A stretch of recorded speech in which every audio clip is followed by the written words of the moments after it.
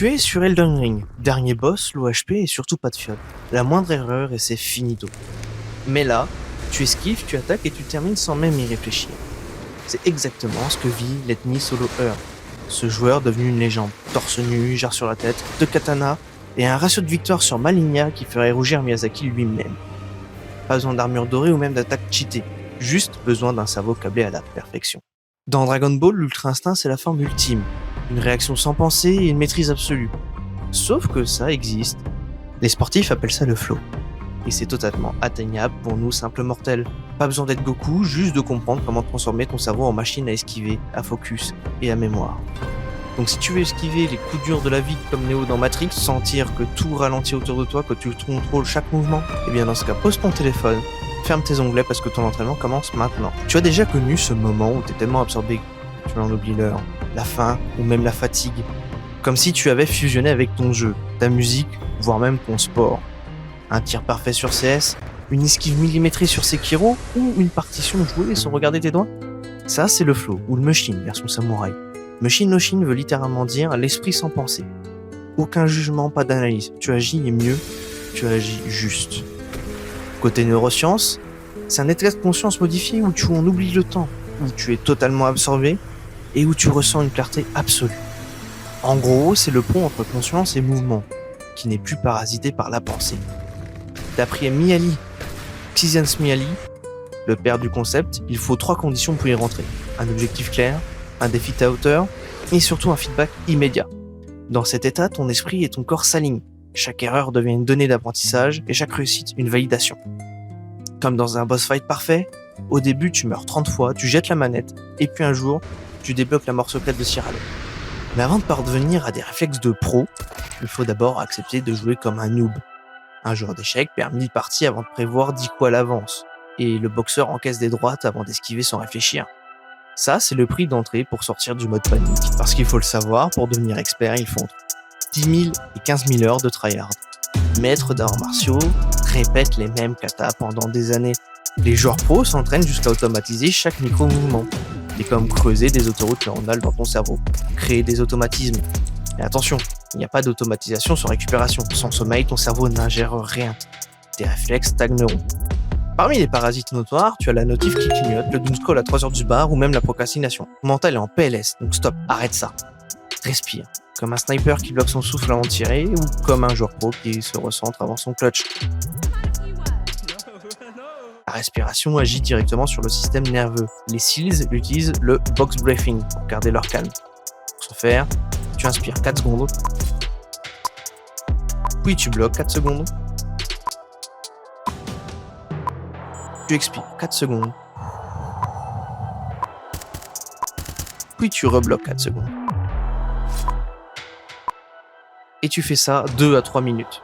Ton cerveau appuiera sur reset, c'est magique. Plus de tunnel vision, ton esprit n'a plus 300 de ping et tu te sens apaisé. C'est un cheat code pour passer du chaos au calme. Entre 2 face-hits sur CS, avant une réunion ou même en pleine crise d'angoisse, c'est le cheat code parfait. Plus tu pratiques, plus ça se déclenchera vite. Quand un mec te balance un coup et que tu l'évites sans réfléchir, ton corps a lu l'espace avant même ton cerveau. C'est de l'intelligence kinesthésique. C'est l'une des intelligences multiples de Gardner. Même si elle est critiquée par certains chercheurs, elle reste utilisée et réelle sur le terrain. Et elle ne sert pas qu'aux athlètes. Quand tu esquives l'autre sac qui t'a fait une queue de poisson sur l'autoroute, ou même que tu rattrapes ton verre in extremis, tout ça, c'est ton mode automatique. Même respirer en fait partie. Et pour t'entraîner, par exemple, quand je travaillais mes réflexes, je demandais à quelqu'un de faire tomber une dosette à café et je devais la rattraper le plus rapidement possible. Chaque exercice affine ton instinct. Tu ne réagis plus, tu anticipes. Et si tu le veux, je te mets description la liste des entraînements que j'ai mis en place à titre perso par le passé. Quant au focus, c'est l'équivalent de ta mana des temps modernes. Et comme ton RPG préféré, elle est très limitée. Chaque notif, tu en consommes. Chaque scroll, c'est une explosion d'attention. Donc il faut la conserver pour ton entraînement.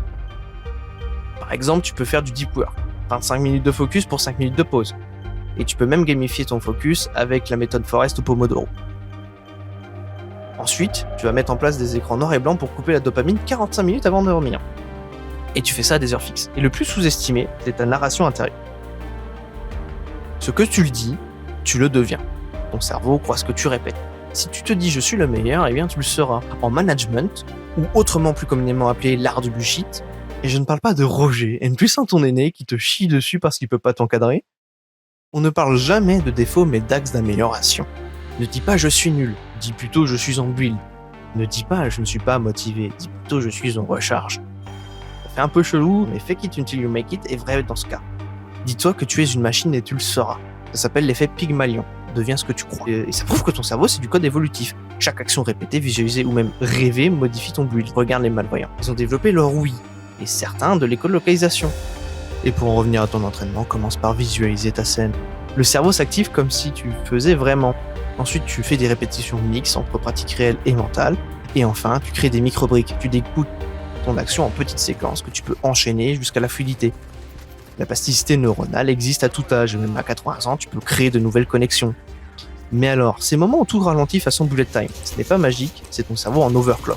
Pour l'activer, tu respires lentement. Tu coupes le bruit, tu observes les détails, et tu filmes et analyses après action. Impose ton rythme et tu y arriveras. La première fois que ça t'arrive, tu t'en rends même pas compte. À l'arrivée, tout est flou et tu ne sais pas trop ce qui t'est arrivé.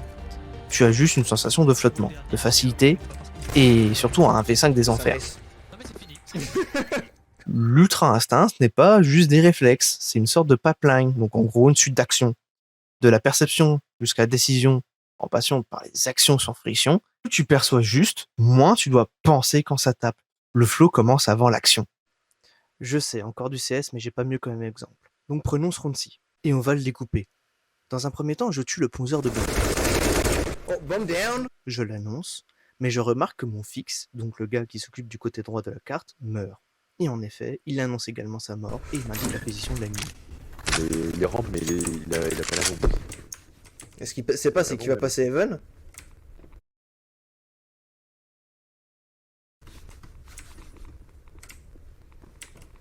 Grâce à ces lectures, je peux l'attendre facilement, le tuer.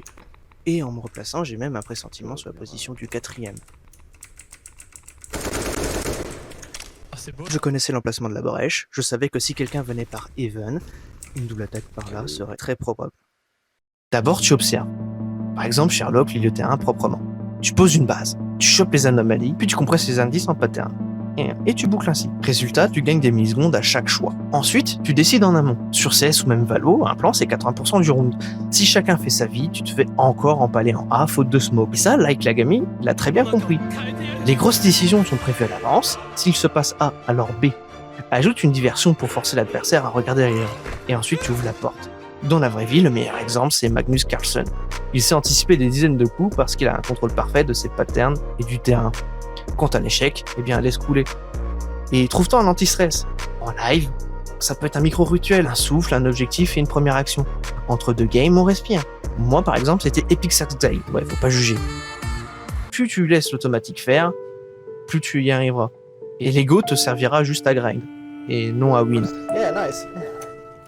Well down, guys, well down.